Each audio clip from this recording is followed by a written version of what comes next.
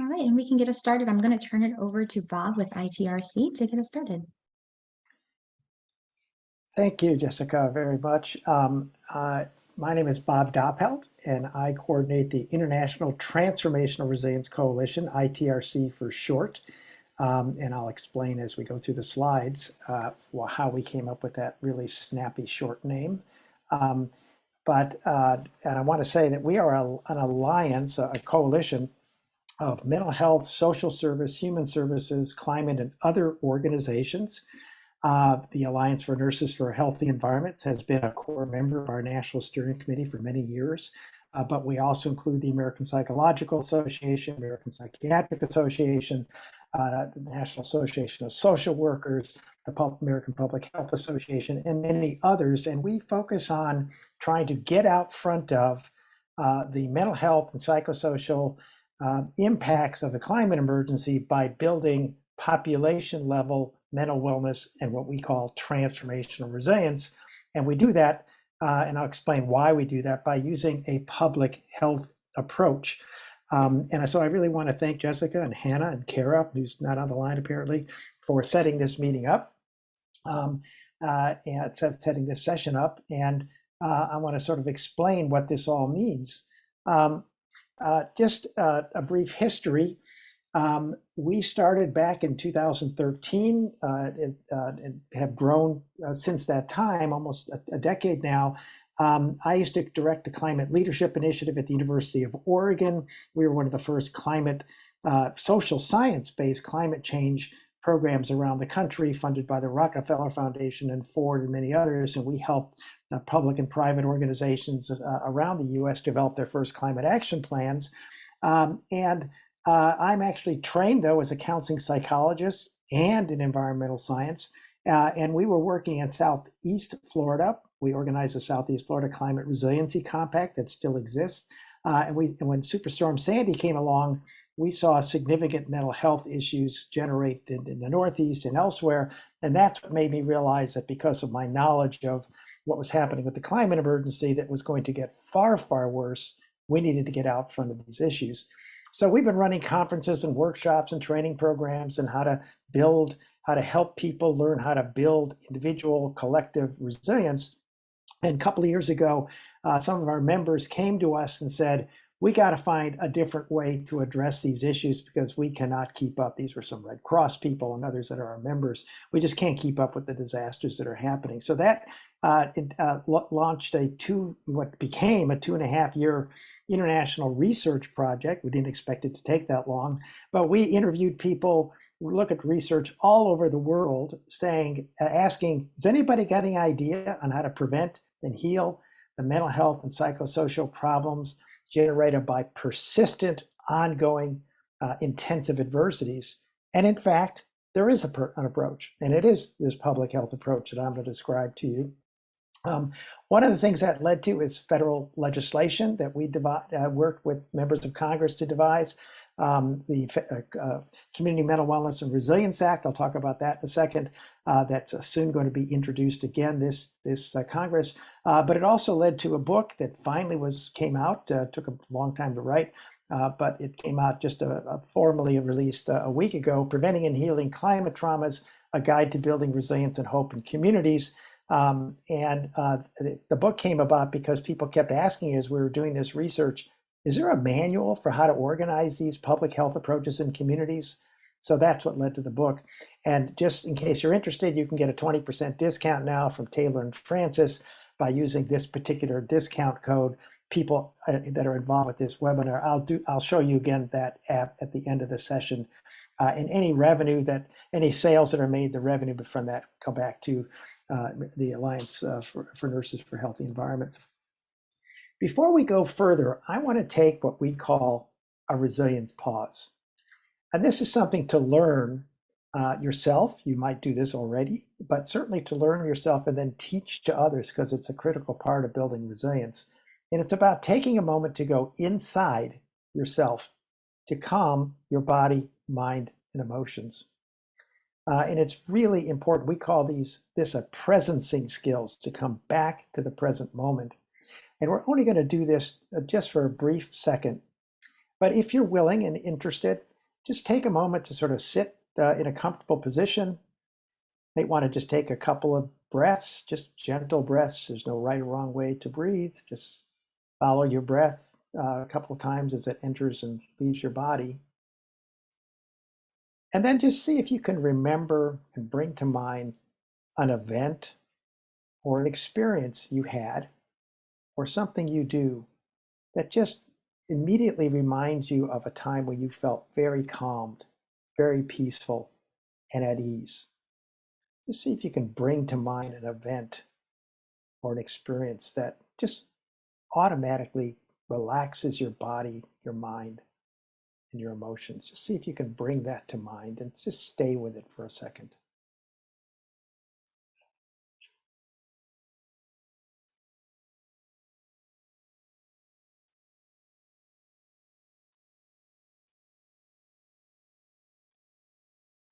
And as you do that, if you do have one, you might not have one, and that's fine. Just see what that feels like. Just experiencing that. Just sort of notice what's happening within your body. Just notice your breathing without expecting or trying to make any changes. Just sort of notice what happens when you bring to mind a period in your life, a time or an experience that allowed you to feel very calm, very relaxed, very at ease.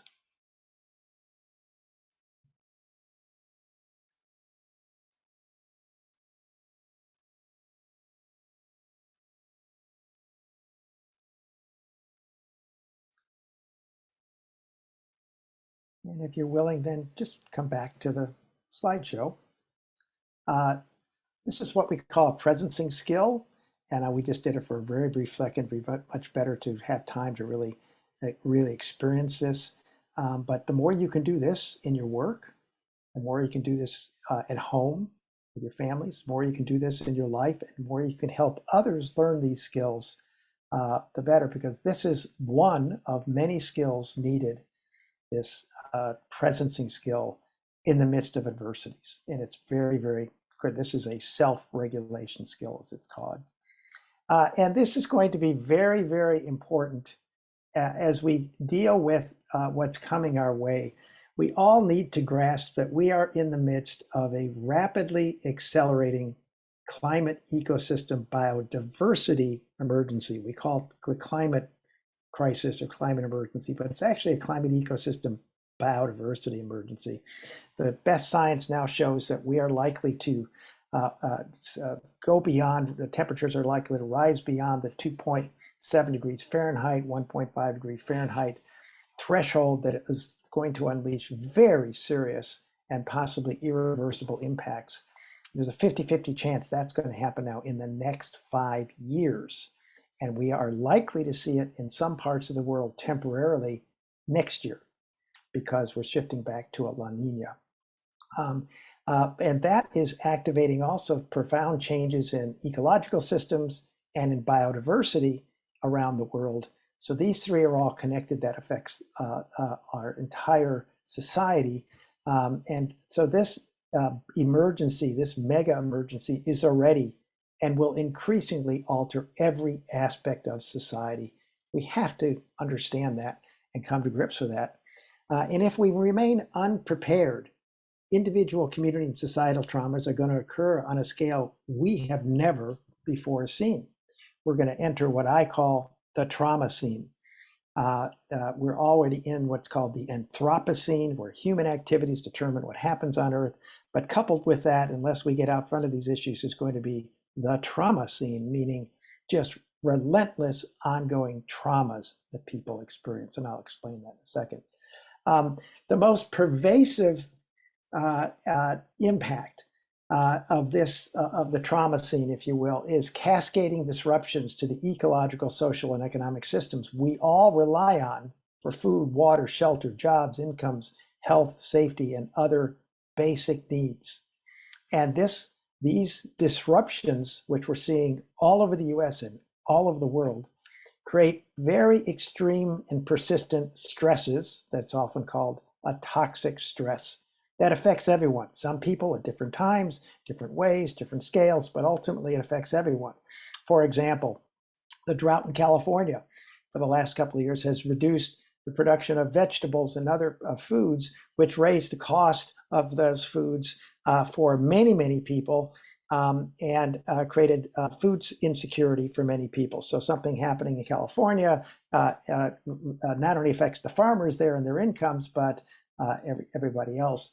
And those pervasive cascading disruptions and the toxic stresses are mixed with and often generated by more frequent extreme prolonged disasters and emergencies that can traumatize millions of people. 20 to 40% of the people who are directly impacted by a disaster can be traumatized. And that leads to mental health issues like anxiety, depression, PTSD, post-traumatic stress disorder, complicated grief, increased suicidality. But those disasters can also traumatize 10 to 20% of the people who know someone who is directly impacted or see it from afar, as well as first responders, including nurses that might be impacted. So this is really a profound issue. Everyone is going to be impacted as the climate emergency worsens. But in the near term, those at greatest risk are BIPOC residents, low-income residents, migrants, ethnic minorities. You can read the list: single children, people living alone, activists, climate activists, and other social justice activists, and first responders, as I said. Those impacts exacerbate and increase social inequities, social injustices, and cause many other kinds of really profound problems. And left unaddressed, what we're already seeing and will continually seeing is really significant individual, community, and societal distresses and traumas. We think of this as really just addressing mental health issues, but this is a different way to think about it. Many of us understand what a psychological, emotional, or spiritual distress is. And by spiritual, we mean loss of hope, loss of spirit.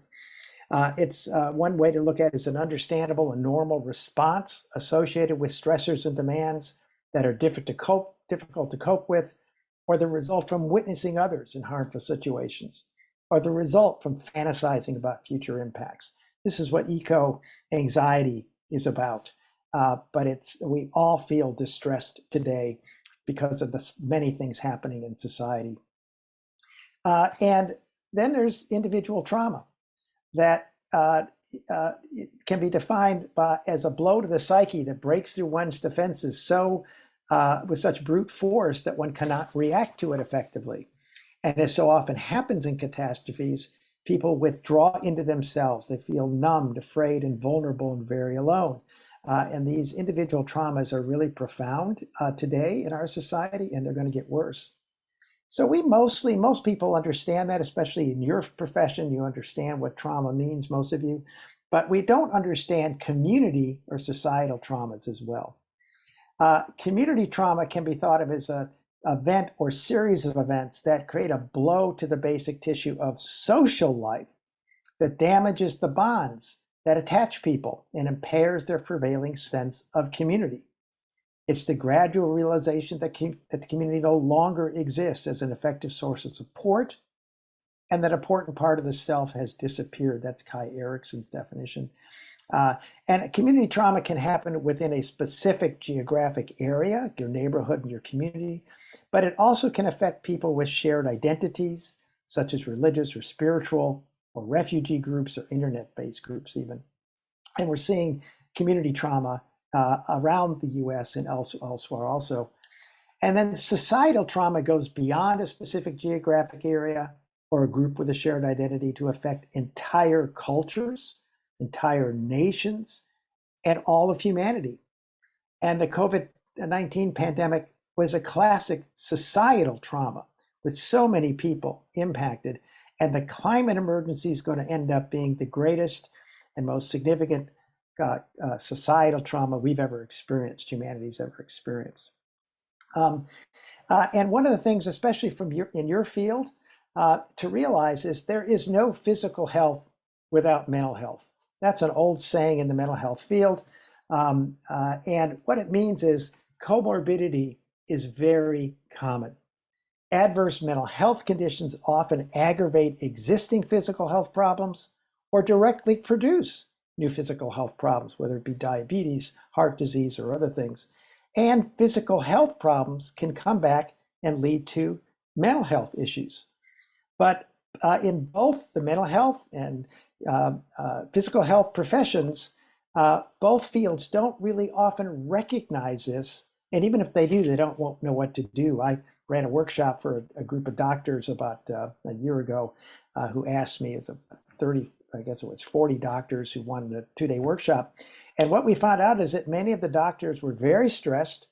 As I think Jessica was talking about beforehand, people were feeling like leaving the field, partly because they knew that many of the people that came to them, their patients, the physical problem that they were seeing was caused by a mental health struggle, but they didn't know anything about it. They don't know how to deal with it, so they just subscribed, gave medicine, and they knew it was only treating a symptom. And when you added that with this dysfunctional healthcare system they exist in, they were just very distressed and wanted to leave. So when they learned resilient skills, it made a big difference to them. But pervasive traumas feed on themselves. We have to understand that. That unaddressed trauma becomes buried in our nervous system. That really is actually a physical reaction. And it can cause people to deny what's happening, to dissociate from it, to disconnect from the world, blame others, attack others, self-sabotage, or reenact. Well, many people actually continue to redo the very same behaviors that caused the problem, mostly often as a way to sort of work it out in some way. But this leads to distorted perceptions and facts and truths, to harmful social norms and institutions and policies. We versus them tribalism, aggression, abuse, and violence that can often include more ACEs, adverse childhood experiences, more childhood abuse or neglect. And it can resurface and intensify unresolved historic racism and genocides and other problems, and create many new forms of injustices and inequalities. And we are seeing this all over the US and many parts of the world now already, sometimes connected to the climate emergency, sometimes not. Climate emergency adds to it. But the combination of this kind of reaction to pervasive traumas that are not prevented and healed can unravel families and groups, communities, and entire societies. And that's really the risk we're facing here. And just as importantly is that widespread traumas can also block climate solutions. We don't understand that. It's not just about an individual or a family or community's mental health issues. This also prevents us from dealing with the climate emergency. And that's because traumatized people tend to withdraw into a self-protective survival mode. We're just trying to survive. That makes it difficult for them to grasp complex problems like the climate emergency or be concerned about their own environmental impacts, their own emissions. What happens when we go into trauma, when we are traumatized, is that the fear and alarm center in our brain, the amygdala, sort of shuts off everything in the cognitive aspects of their brain, what we can call the executive center of the brain, to just put all your energy into protecting yourself, into fight, flight, or freeze reactions. So the brain is actually sidelined. When people are in this mode, they just can't think straight because they're just trying to survive, and that's really, really important. That kind of reaction could also activate opposition to anything that seems threatening. And that can include a possible rise in fuel prices or a change in lifestyle required to address the climate emergency.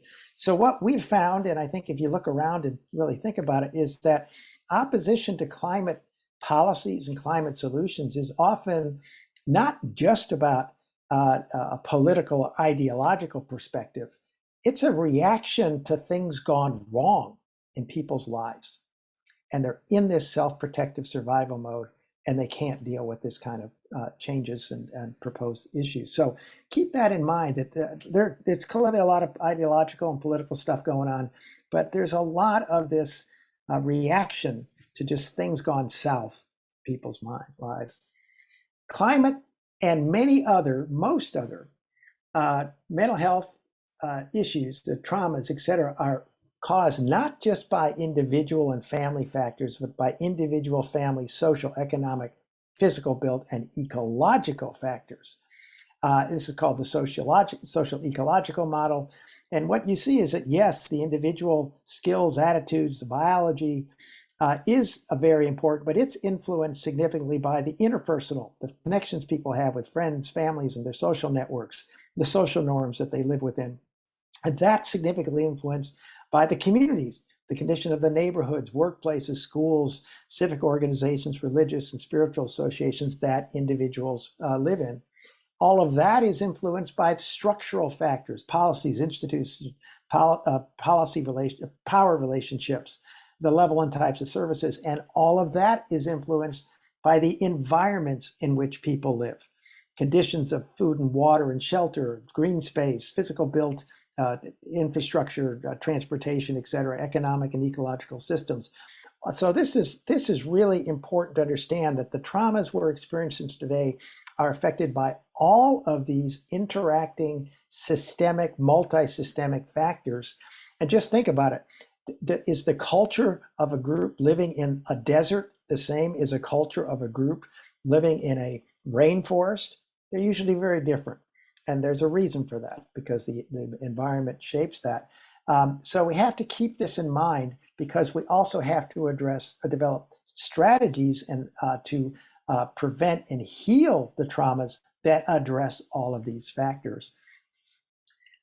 What our research found when we kicked off this intensive what became a 2+ research project, is that our mental health and our human services and disaster management and other systems, they mostly react to crisis and illness. We have our systems are reactive. That's how we've set these up. And they cannot address the scale and scope of today's traumas, the mental health issues, and they have no chance of preventing or healing the scope or scale of those speeding our way due to the climate emergency. There's simply not ever going to be enough human services and mental health, nurses, et cetera, practitioners who can help everybody. There's just not ever going to be enough. And again, and many people won't go to get help, especially from mental health services, for fear of stigmatization and other issues.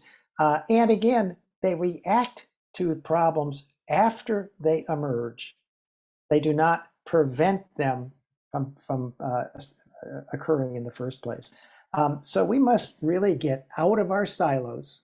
We have to think systemically and respond holistically. That's what our research found extensively. People are doing this. I'm going to give you some examples. And what we found is if we take this path, the climate emergency can really activate very deep-seated transformational changes, positive transformational changes. And this is really important. And what we found in our research is the need is to build population level capacity for what we call transformational resilience. It's not about bouncing back to where we were before. In many cases, we're simply not going to be able to do that as the climate emergency worsens. And just as importantly, a lot of people, if you've experienced ongoing racism all your life or problems with your families, et cetera, you don't want to bounce back to that. You want something different.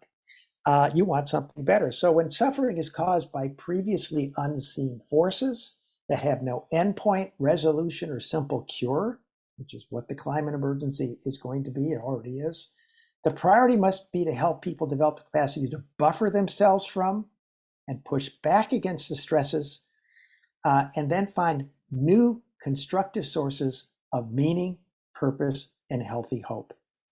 That's what we call transformational resilience. It's helping everyone develop the capacity for what I described before, presencing or self-regulation, to calm their body, mind, and emotions and behaviors in the midst of adversities, and purposing them, which is called in psychology adversity-based growth. And this is about ways to find new sources of meaning, purpose, and healthy hope in life. And what we have seen in our research and our work in the field, and I'm sure many of you have seen also, you might not use those terms, that's fine, but the combination of presencing and purposing, of having the ability to self-regulate and then find new sources of meaning and purpose and hope in adversities, really builds faith in the future, and it can be a very powerful source. And the capacity for transformational resilience, as I said, really requires us to address all of these factors that are influencing individual, family, community, and societal mental health and well-being now, not just the individual level. And we'll talk about that. So what we determined after looking around and talking to folks, and we probably read 300 research reports and books about these issues, is that what we need to address these kind of multi-systemic factors is a public health approach to mental wellness and transformational resilience, not a clinical approach. Again, that will remain very important, mental health services, but we really need now a public health approach. So what does a public health approach mean? It takes a population level approach, not one that merely focuses on individuals with symptoms of pathology or high risk groups, though they are given special support and attention by using we don't have time to go into it here, but it's called proportionate universalism strategy, where you link the different groups together, and a life course approach, where you have different interventions for people at different ages. But our mantra must be, leave no one behind. A public health approach to mental wellness and transformational resilience prioritizes preventing problems before they occur, not merely reacting to them after they emerge. And it integrates community and group-minded healing activities into those prevention activities. So our focus must be on that prevention is the cure, not treatment. And a public health approach focuses on strengthening protective factors, as it's called, social supports, resilience skills, norms, habits, resources that build and sustain healthy thinking, behaviors, and systems in communities, and not just fixing deficits or treating symptoms of pathology. So our emphasis has to be on building strengths and resources. And the research unequivocally shows that mental wellness and transformational resilience can be enhanced. We can do this work. And the most effective way to do it is to establish what's called the social infrastructure in communities, what we call and what many groups call a resilience coordinating network that engages broad diverse array of local grassroots and neighborhood leaders from civic groups, nonprofit, private, and public organizations. They come together to plan, implement, and continually improve multi-systemic actions that build and sustain the capacity for mental wellness and transformational resilience among all residents, all adults, all adolescents, and all young children. And here's sort of a sample, the ideal transformational resilience coordinating network. This is really what you could call well-coordinated decentralization, sort of a contradiction in terms it sounds like, but that's what it is, using a ring team or a hub and spoke approach. As you look inside, you see the first circle, that's the steering committee that comes together. It's composed of neighborhood leaders, private sector leaders, civic leaders, I'm going down to the right, youth leaders, public sector leaders, mental health, nonprofit, faith leaders. They come together to develop this strategy, et cetera. These strategies will work together to build population level mental wellness and transformational resilience. But outside of the circle, there's all these different groups that are working with populations that they know and people trust them and that they've got skills to do. So there's one that's working with different neighborhoods, and we call them resilience innovation teams, neighborhood innovation teams, going to the right. There's one that's working with private firms in the community, one that works with youth, one that works the educational system, one that works with private sector folks, and human services innovation teams, climate and disaster management innovation teams, community leader innovation. They all go out and do their work. They develop their strategies. They come back, though, and they share what they're doing with the whole team, the whole steering committee and others. So they get feedback on it. They can improve it. But also they learn where there might be gaps in the populations being served. Oh, you're working with education. Well, what about private people who are going to private schools? Are they part of this? Oh, yeah, we better reach out to them. And they come together and they share funding strategies. They might develop cooperative ways to fund that. Those strategies, et cetera, et cetera. And this is really what we found is occurring in different ways and scale. This is the ideal, but this is what we found and what is needed around the world. And our research really dove down and tried to figure out what kind of strategies, what focuses do those strategies need to focus on to build population capacity for transformational resilience for the climate emergency. We found 5 core focuses. The first, and by far the most important, is to build social connections in neighborhoods and communities across cultural, economic, and geographic lines. One of the things that's causing so many mental health problems today are toxic isolation and loneliness that are just widespread, and they are producing profound mental health problems. This was underway long before the pandemic occurred, but the pandemic certainly aggravated that extensively. It has to do with the fact that many of us are sitting behind computers now at our desks, working in this way, and many other factors. So building social connection really addresses that toxic source of problems, but also family, friends, and neighbors are far more important than first responders to the initial 3 to 5 days of a disaster, and they're the key to long-term recovery. It's very important, and social connections are vital to building hope and the self-efficacy required to implement solutions. And you see in here, there's 3 different types. Bonding social support networks are your close family, friends, and neighbors. Bridging social support networks are connections between your bonding network and another bonding network in town, in the community, and that both of those are linked to organizations and individuals with resources that are critical during a disaster: food, water, shelter, or political power or economic power that can address things. So all 3 are really important. Secondarily, we found is that a just transition is critical by engaging residents in creating low emission, climate resilient, and healthy built physical, economic, and ecological conditions.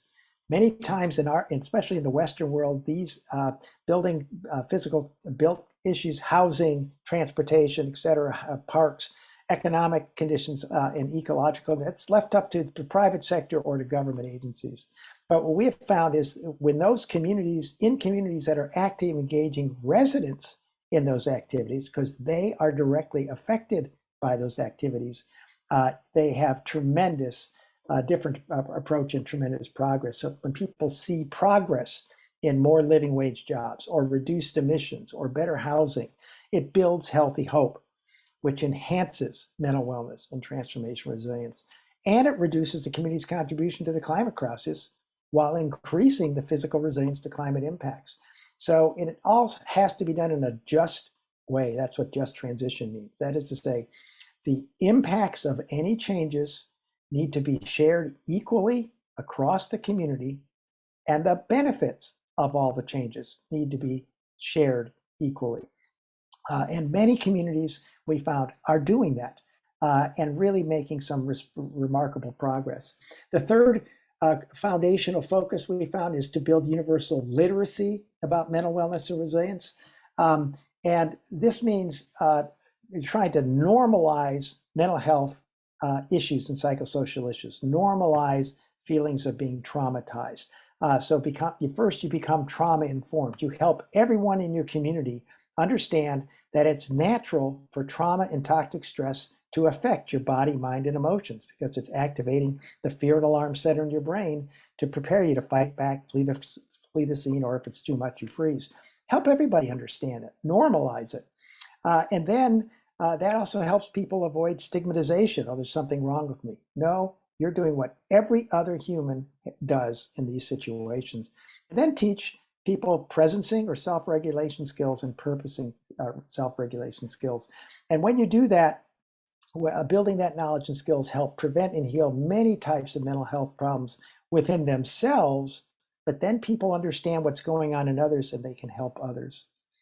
The fourth type of foundational focus we found is to regularly engage residents in specific practices that enhance mental wellness and transformational resilience. And there's some just exciting programs doing this, helping people laugh often in the midst of the worst things, practicing forgiveness, being grateful, find simple joys.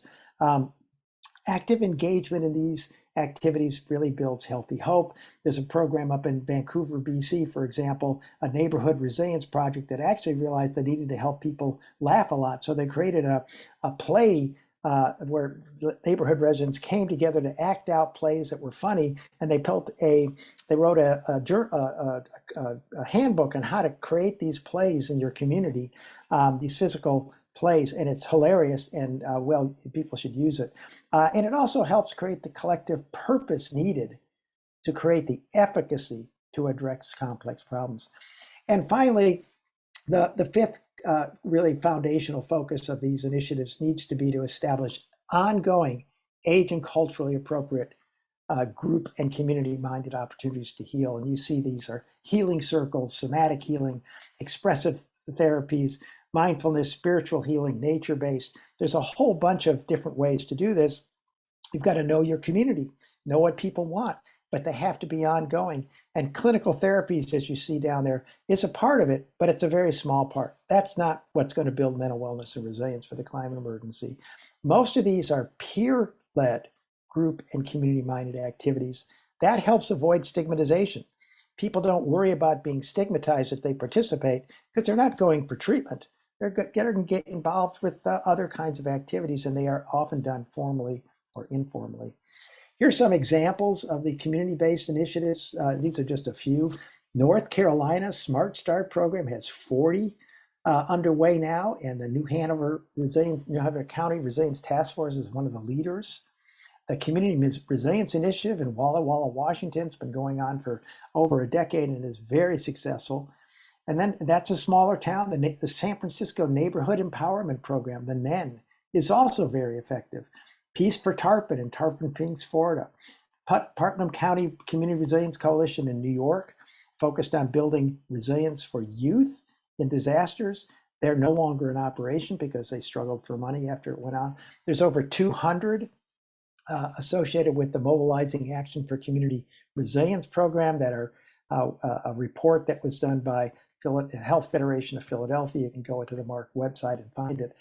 Most of them are focused on adverse childhood experiences, but like the San Francisco Neighborhood Empowerment Program, the Smart Start program, they're specifically focused on climate change, among other things.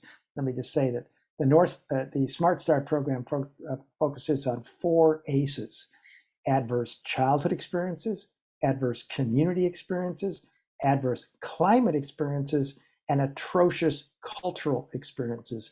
And by that, they mean racism.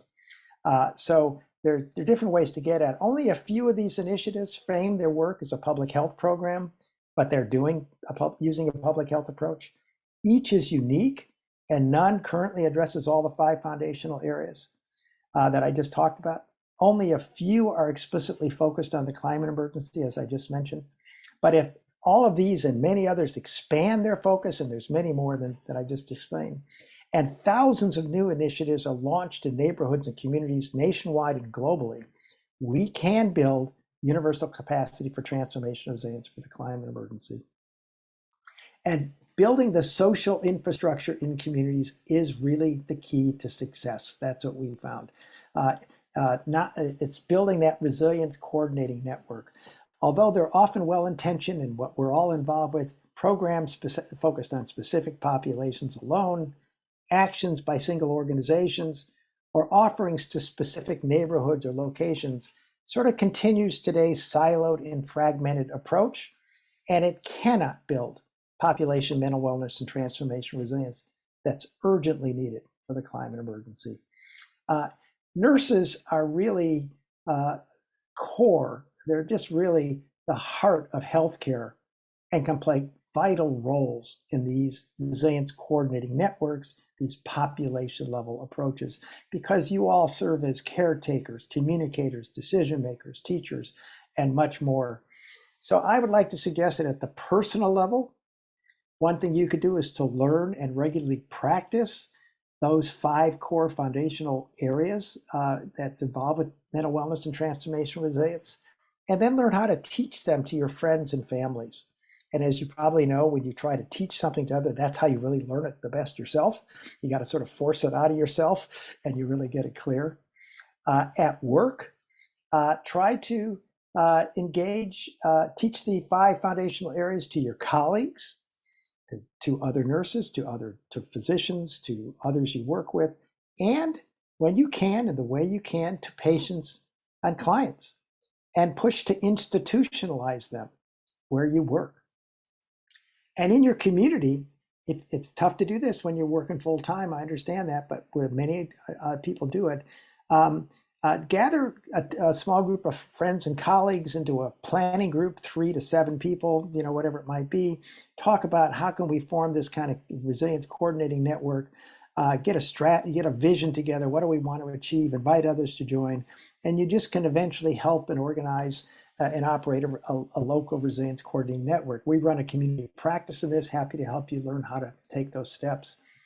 We need new policies to fund these programs. As we went through this research and realized this was what was needed, we found that one of the missing links, one of the issues that almost all of these programs struggle with, is steady sources of funding. And so we went to Congress starting about 3 years ago and finally got the bill introduced last year. The bipartisan Community Mental Wellness and Resilience Act was introduced in Congress last fall. It will soon be reintroduced again in the House by Representative Paul Tonko, Democrat from New York, and Brian Fitzpatrick, Republican from Pennsylvania, and a number of co-sponsors. And a companion bill will be introduced in the Senate by Senator Ed Markey from Massachusetts and co-sponsors. The bill is already endorsed by over 120 organizations, including the Alliance of Nurses for a Healthy Environment. And with your help, there's a good chance that we can get this enacted this Congress. It also will be part of a broader bill called the Green New Deal on Health that Senator Ed Markey introduce soon in the Senate as well. The Community Mental Wellness and Resilience Act will direct the Centers for Disease Control and Prevention to establish a planning grant to support the organization, the creation of these community resilience coordinating networks.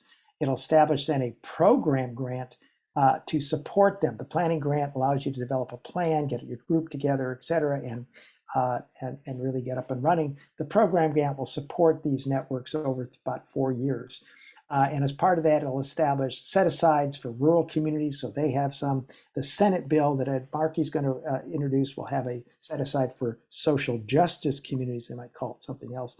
And it also is going to establish a technical assistance program in CDC to help groups that want to develop a grant, write a grant for CDC to apply to do that, teach them how to do that, because writing a grant to a federal agency is sometimes complicated. And also they're going to form some form of a community practice to engage practitioners in these issues together so they can learn from each other. If you have not done so already, please consider having your organization endorse the Community Mental Wellness and Resilience Act. And to do so, you can just go to our website, itrccoalition.org. But also then contact your House and Senate members, have your organization do it, you personally do it, and urge them to support the Community Mental Wellness and Resilience Act.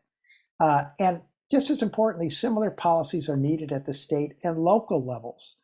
And municipalities can set up these kind of programs and fund them, and so can states, and so can regions, and nurses can play a really key role by talking with local officials about doing something similar. Again, we're happy to help you with that.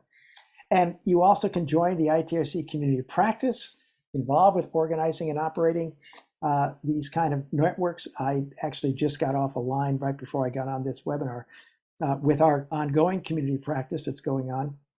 So it's got people from Europe, from Canada, and from the US involved. And we're also going to announce a certification program soon where we're going to help local groups form and operate resilience coordinating networks and certify them, so to speak, so others can see what they're doing. The last thing I'd say is, and then we'll open it up to questions. All of this is now written up in this book that just came out, Preventing and Healing Climate Traumas, a Guide to Building Resilience and Hope in Communities. As I said earlier, I think the book came out of the research we did when people kept saying, well, is there a manual for how to do this work? And so I said, well, we better write that up. That's what this book is. It's a step-by-step manual. It's a guide on how to do this. And if you're interested in purchasing the book, you can get a 20% discount. You see the the code at the bottom, go to the routledge.com website, put the name of the book in, and insert the code number AEV23, and you will get that 20% discount. And any funds that come from the sale of books will give right back to the Alliance of Nurses for Healthy Environments. We're not interested in making money off the book. We want to get this information out there. So with that, I'm going to stop, and I'm going to get out of screen share and just open it up to questions. We'll have 10 minutes or so to just answer questions. Hey, yeah, we had quite a few questions that came through the chat. So as people are thinking of questions they might want to shout out loud, I'll see if I can read a few of these. Gina asked, are you familiar with the U.S. Climate Resilience Toolkit? And she linked it in the chat. She said it would be great to collaborate since your work has overlapping recommendations. The toolkit would benefit from a greater emphasis on mental health and mental well-being. They have case studies that are likely representative examples of what you term resilience coordinating networks, or at least the building blocks that could benefit from mental health inputs. This toolkit website is managed by NOAA's Climate Program Office and is hosted by their Web Operations Center. And then she asked a little bit about examples of coordinating networks, but that was right before you went into all the samples. So I'll let you respond to the first part first. Yes, I thank you for that question. Yes, I have seen the toolkit, and just as you said, I guess it was Gina, it sort of talks a little bit about building population level resilience, but it doesn't directly address it from what I remember. So I think that this could be a good complement. It could be nicely added to that. But let me also say, well, there's a lot of discussion. I spent a lot of time in the climate adaptation field. My organization, in fact, created the American Association of Climate Adaptation, ASAP, way back when. And what we found is that we have to be very careful with how we do physical adaptation, which was mostly what we think about resilience. When we think about climate resilience, it almost all goes to the physical side. That there's just a lot we don't know, and we can spend a lot of money on that and find out that it wasn't as effective as we thought we would. Because what's happening with the climate emergency is we are changing the global climate system, and things are changing. Surprise things are happening all the time, so it's hard to know how to actually physically prepare for those kind of events. So that's why it's even more urgent to prepare people for what's happening, because we're not going to be that successful, at least for a while, in preparing the physical environment for that, or we're going to be hit and miss on that. So the more you can include that aspect on focusing on people, and it's got to be at the population level in communities. If you can include that using a public health approach in the climate resiliency toolbox, that would be great, and we're happy to help with that. Thank you. Before I read your questions, Claire, I just wanted to give you a chance if you wanted to pick out a couple of them and ask, and then of course we can get those questions to Bob to respond to after the webinar. Yeah, sure. Sorry, I had lots of questions even when I first joined. But I'm at WSU, and we're trying to think about how our education for nurses can be improved to integrate climate emotions. And one of the things that we've talked about is the lack of population health in our curriculum. Like there's some, but it's very little. Most of our curriculum is focused on clinical care. And so I wonder what your recommendations are for nurses being more involved in population health. Like, do we need a professional change? Do we need like a healthcare system change? Because it does come from the profession itself, why our curriculum is focused on clinical care, because that's what nurses do. Yes, thank you very much for that question, Claire. And I got to say, I come out of the mental health field. I'm trained as a counseling psychologist, and that's what we're trained in too, clinical. And clinical approaches. And And it is hard. It's been very difficult to make this transition. And even among our steering committee members, I know that they represent organizations that represent clinicians. And it's tough to think about it. Well, how do we shift? What's our role? How do we train people? So you're not alone. This is very common. One of the things I would suggest is just sort of to start with very hands-on work, as I sort of did for a few seconds at the start of this session, helping people learn their own personal resilience skills, taking the time to teach people and then have them practice and then have them teach to somebody else a presencing skill, which is really, really simple. And there's many kinds. What I did then, what we practiced was called resourcing. But there's body-based, breath-based, mindfulness-based, there's many others, physical-based, et cetera, skills. So first of all, explain that to them and have them practice that, and also take on that, help everyone become trauma-informed. And you might be doing that anyway as part of your work, but that is help everyone understand how people are naturally affected by trauma and toxic stress, how it activates the fight, flight, and fear reaction, to normalize things within them, and then learn those presencing and then also purposing skills, and then have people teach those skills to others. So set up a time in your training programs where they learn these skills, practice it, teach them to others, and see how that affects them, and then talk about how when you teach those to others, what's the effect? So you can talk about co-regulation. So there's self-regulation and co-regulation, because when those things get shared, and I think from there you can sort of build out to a more population level approach. But again, population level approach, a public health approach, is prevention first. So you've got to set aside time to talk about how could we engage in activities. And the best place to start is in the nursing school. Actually form a resilience coordinating network, whatever you want to call it, in the school, and see if you can begin to build those preventative skills there. And then also talk about, once they've done that, is there a way to do that in their community in some way? It's tough, because I'm sure it's like when I was trained, nurses, you're at 150% of the capacity just in the nursing school, but take some time to do that. And then help people sort of work through the difference between the clinical approach and the public health approach. And again, part of it is just the social ecological model. In the mental health field, people have the medical model of health. The social ecological model is very different, and they struggle with that. But once you have them look at that personally and see how that fits them personally and the people they know, they go, yeah, I get it.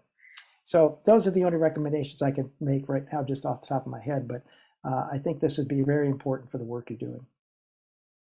Thank you. Where can we learn as nursing faculty about how to start such a network? Where can we get our own training? Well, thank you. There's information on our website, itrcoalition.org, and we run a community practice on that. We'd actually be happy to set up one just for nurses. We also do training workshops all the time, and we have a team of people that do this for different groups, different populations, different sectors. So we're happy to also do that. And when we do that, we don't do it alone. We bring in people who are leading some of these community resilience networks in different parts of the country, and they share how they got organized, what they do, et cetera. So we're happy to help facilitate you learning that information and connecting with others who are doing that work. Thank you. Thank you. Yeah, there's lots of chats of appreciation going on in the chat. Thank you for the resources. Some requests for the book name and code again. So we'll make sure we get that from Bob's slides and send that out along with the recording after the webinar. We have about 2 minutes left. If anyone has any questions for Bob, they want to unmute and hop in.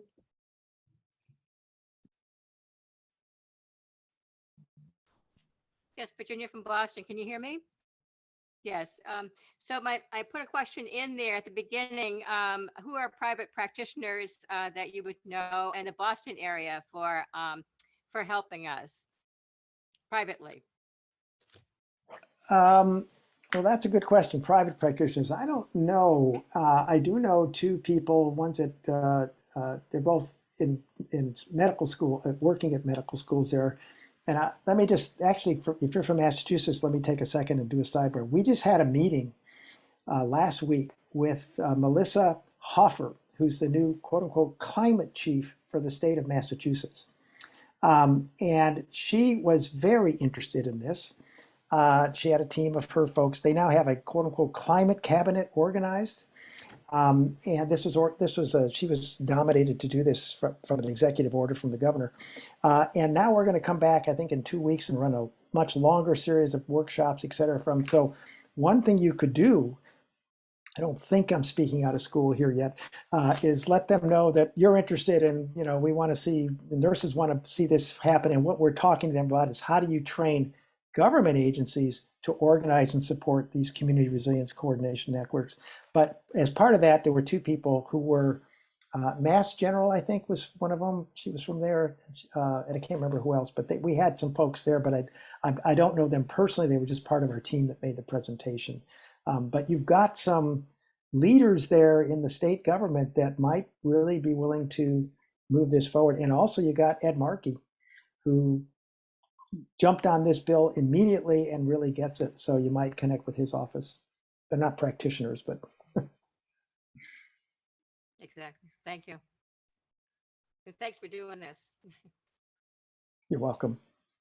Great, thank you so much. We do have a question about funding, but for those resilience networks, but we are out of time. So we will have to address that in the follow-up email and conversations with Bob. So we'll share his email and all of the slides and resources he provided today.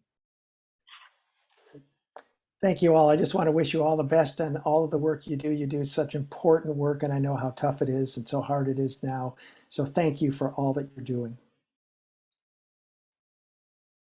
Thank you. Take care, everybody.